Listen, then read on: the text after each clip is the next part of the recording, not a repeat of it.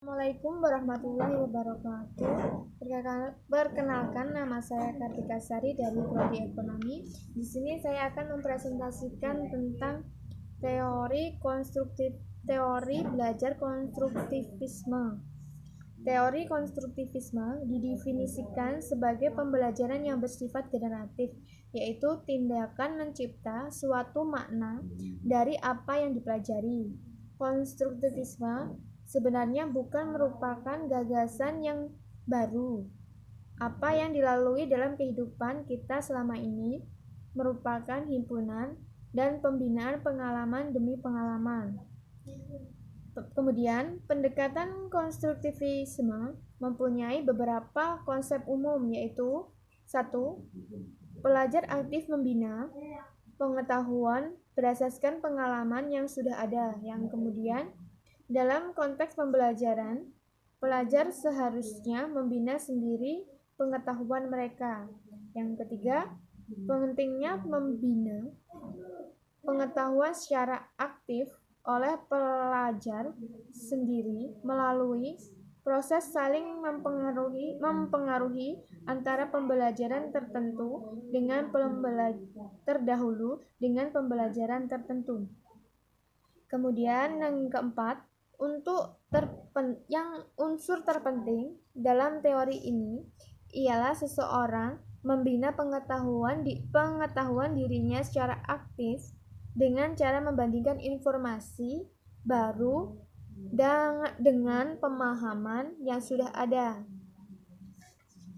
Pada teori ini, satu prinsip yang mendasar adalah guru tidak hanya memberikan pengetahuan kepada siswa, namun siswa juga harus berperan aktif membangun sendiri pengetahuan di dalam memorinya. Dalam hal ini, guru dapat memberikan kemudahan untuk proses ini dengan memberikan kesempatan kepada siswa untuk menemukan atau menerapkan ide-ide mereka sendiri dan mengajar siswa menjadi sadar dan secara sadar menggunakan strategi mereka sendiri untuk belajar. Kemudian, teori belajar konstruktivisme menurut Jean Piaget menegaskan bahwa penekanan teori konstruktivisme pada proses untuk menemukan teori atau pengetahuan yang dibangun dari realitas lapangan. Peran guru dalam pembelajaran menurut teori konstruktivisme adalah sebagai fasilitator atau moderator. Kemudian, proses mengkonstruksi sebagaimana dijelaskan Jean Piaget adalah skema sekumpulan konsep yang digunakan ketika berinteraksi dengan lingkungan. Yang kedua, asimilasi, proses kognitivisme di mana seseorang menginteraksi persepsi, konsep, ataupun pengalaman baru ke dalam skema yang sudah ada dalam pikirannya. Yang kemudian, akomodasi, dalam menghadapi pengalaman baru, seseorang tidak dapat mengasimilasikan pengalaman yang baru dengan skema yang telah dipunyai. Yang keempat yaitu keseimbangan.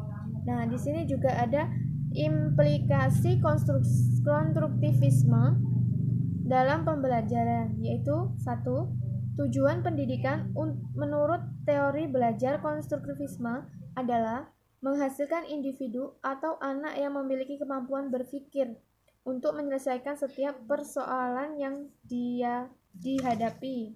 Yang kedua, kurikulum dirancang sedemikian rupa sehingga terjadi situasi yang memungkinkan pengetahuan dan keterampilan.